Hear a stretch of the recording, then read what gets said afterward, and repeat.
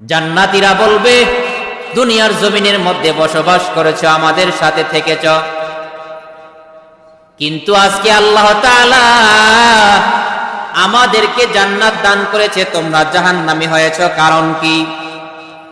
সেদিন জাহান্নামীরা বলবে, ক্বালু লাম নাকু মিনাল মুসাল্লিন ওয়া লাম নাকু নুতঈমুল মিসকিন।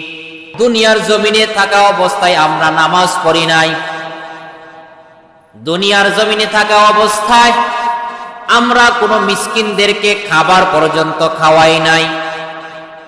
জাহান্নামীরা বলবে, ওয়া কুন্না নাখুদু মাআল খাইদিন, আমরা তাদের সাথে ছিলাম যারা অনর্থক কথাবার্তা বলতো, মানুষের নামে গীবত করত, তাদের সাথে আমরা মিলতাম এবং আমরা নিজেরাও অহেতুক কথাবার্তায় আমরা লেগে যেতাম।